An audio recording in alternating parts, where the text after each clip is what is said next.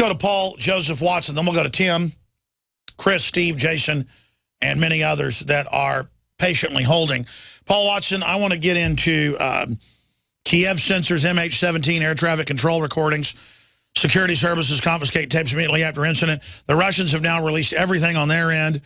Videos of the rebels being shocked that it was a commercial plane. What does your gut tell you now, a week into this, or not quite a week, 6 days into this, really happened? I don't know what really happened, Alex, because there's been no proper investigation, but that hasn't stopped Kiev and Washington from basically basing their entire case on YouTube videos and Facebook posts.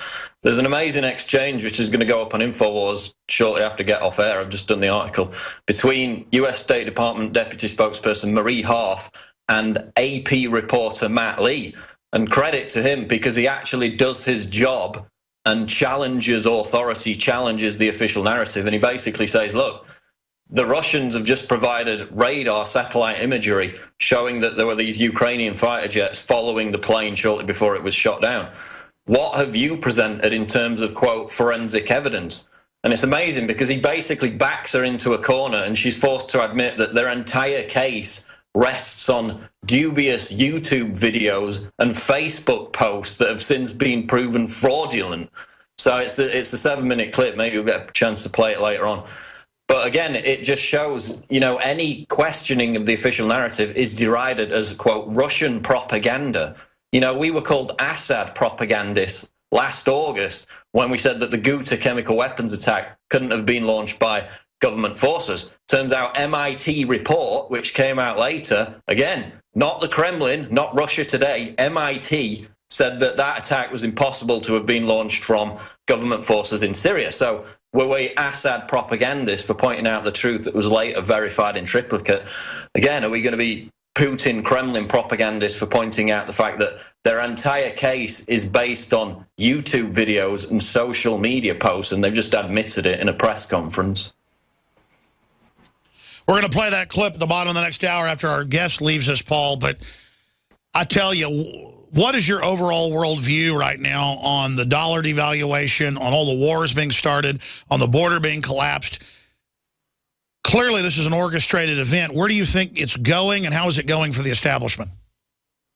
Well, obviously, they tried to seize on it immediately to control the narrative. In context, it occurred a day after the BRICS countries came out and announced their anti-dollar, anti-IMF system. I don't think there was any coincidence there. You've got Ukrainian forces losing battles in key areas of the country, so the timing was very coincidental. And then you've got the question of air traffic control tapes. Now, in the case of the original Malaysian airliner that disappeared back in March, they released transcripts of the air traffic control tapes within 3 days of the incident. Here we are nearly a week later. We've got nothing whatsoever, no transcripts from air traffic control. And why is that? Well, it's because Ukrainian security forces, the very first thing they did after the plane crash was seize the air traffic control tapes, and we've heard nothing more of them since. So we've had this whole media propaganda firestorm about the rebels are preventing people from investigating when they've let all the international investigators in. You know, the rebels are preventing us from getting the black boxes. They've handed the black boxes over. And it's actually Kiev, Ukraine, that are concealing the evidence of the air traffic control tapes, which will tell us if that airliner was being followed by Ukrainian jet fighters. But it seems they're very reticent to be transparent and release that information, maybe because it disagrees with the official narrative. And the Russians have now released their radar files, computer files, showing that there were jets shadowing the Malaysian aircraft. Yeah, actual evidence, not Facebook posts that turn out to be fake. I mean, this State Department spokesman cited this Facebook post by Igor Strelkov, one of these Ukrainian rebel commanders, saying that he was bragging about accepting responsibility for taking down the plane. Turns out this Facebook page, the Russian equivalent, was a fake made by fans, according to rebels who spoke to BuzzFeed's Max Seddon.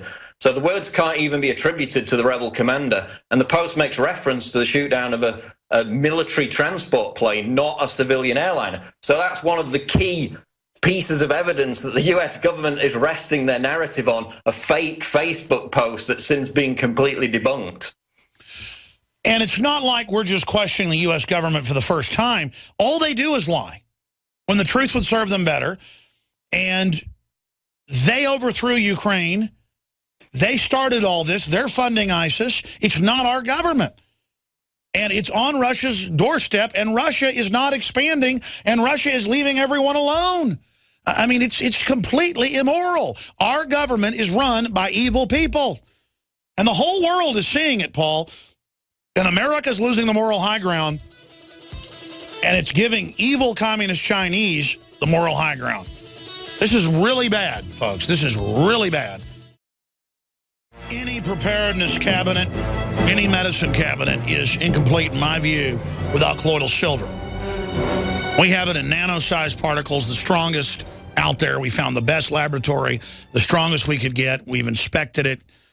It is extremely powerful, and I've personally used it with a chest cold that killed 2 members of my family and that I couldn't kick with antibiotics, that killed tens of thousands across the country this winter. And I believe it was the colloidal silver that finally defeated it. The antibiotics didn't do anything. It's sold out. We have a limited supply of Silver Bullet back in from InfoWarsLife.com or call toll-free 888-253-3139. Let's go back to Paul Watson in this segment, and then we're going to go to calls and then go to our guest. But Paul Watson, other points on just the big picture, because the globalists have the power and have the weapons and still have the dollar, but PR-wise, they're failing on all fronts. How do you see this ending? I don't think there's going to be a massive imminent war. I just think this is more of a regional pressure valve that they're trying to release, because you've got to remember that, you know, Russia's economy is what, 1/30th the size of the US. Their army is relatively weak in comparison. So in a face-to-face war, that's not going to work out well for Russia. So I don't think it's going into that kind of apocalyptic scenario. But again, it definitely shows just the hubris and the arrogance of Washington in thinking that their credibility rests on their name alone when they've been caught lying innumerable times in the past. And again, last year, we almost went to war based on a complete fabrication, which was, again, centered around YouTube videos. So Washington's standard for forensic evidence in situations that could very easily lead to war and conflict is now probably less solid than an internet conspiracy theorist. So that very pejorative term that they use against us, their evidence is even below that standard. It's beyond that, Paul. They say for 2 years, if you use chemical weapons, Assad, that's the red line. And then they have the Saudi Arabians launch a chemical attack. They get caught in triplicate. Even the UN says it's them. And nobody gets in trouble. Cy Hirsch came out and said the chemical attack was a false flag. That's 2-time Pulitzer Prize winner.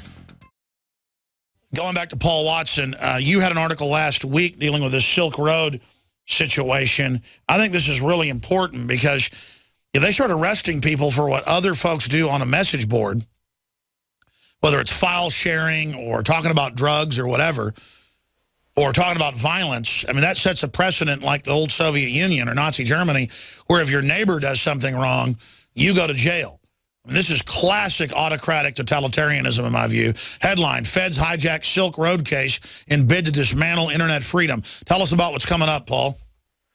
Yeah, this is, again, it's a chilling precedent. They're trying to use this case to create bad law, which is basically based around what they call transferred intent, which, as you said, is a website owner, for example, being responsible for criminal behavior of one of their users. So it could be just a violent comment threatening somebody. You would then be criminally responsible for that behavior. It could also be ISPs becoming responsible for their users' browsing habits. So if somebody visits a child porn website, then the ISP becomes liable for that behavior. And of course, we've seen with the internet filters, most of them have got nothing to do with child porn or whatever. They've blocked perfectly legitimate sites.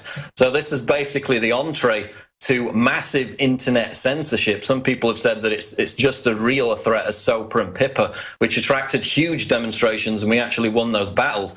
This has flown under the radar. Aside from the legalities of Silk Road itself, the feds are trying to hijack this case to dismantle freedom on the internet and also push this trusted ID system where everybody has to get government permission basically to use the web. So it's a massive case. It is massive. We'll talk to the man's mother via Skype coming up in the next segment. But expanding on that, Google, says that they scan your attachments and copy them. And so does Microsoft and all these systems when you use their email to make sure you're not sending something illegal. Well, that's like saying they're going to open all the mail to make sure there's not something illegal. It's prior restraint. It's guilty until proven innocent. And it's being done by groups with proven criminal intent to dominate and control markets and to steal intellectual property. I mean, if you tried to walk into government buildings without a warrant and search all their stuff, they'd get in your face. This, again, is an inversion of the basic things that this country was founded on. Well, exactly. And I mean, they're watching us more than ever, yet they're becoming less and less transparent. That's the whole nature of government. We're expected to be more open. We're expected to have our email read, our phone calls listened to, and just be happy with it because, terrorists or whatever reason. And yet government's becoming more and more secretive as it becomes more corrupt, which is a direct relationship that we know takes place. So, again, this case is massive, and it's a shame that it's not got a lot of attention, but I think the interview that you've got coming up will really bring some fresh light to it and make people understand that if Ross Ulbricht loses this case, they're going to then use this law to come after website operators and owners whose users commit so-called criminal behavior, and they're going to be responsible for it. So it's going to have a massive chilling effect. We need to see the dinosaur press, the new media, all come together. And I don't expect the whole dinosaur press to do it, but there are some people of conscience left there, like that AP reporter you were talking about, questioning the whole fake Ukraine shoot-down narrative. We need to all come together and say, look, we need to agree on freedom of speech, because they only want to take that away to then take the bank accounts, the financial freedom, the travel freedom. This is all part of a total package. And that's why I want to see an article tomorrow, Paul, really looking at what Matt Drudge has done for everybody's free speech in the last 20 years, because he's under attack constantly. And I like the special report we put out, the video, but I just don't think it does justice, the little article, to how important it is to stand together. So it's a great job, Paul.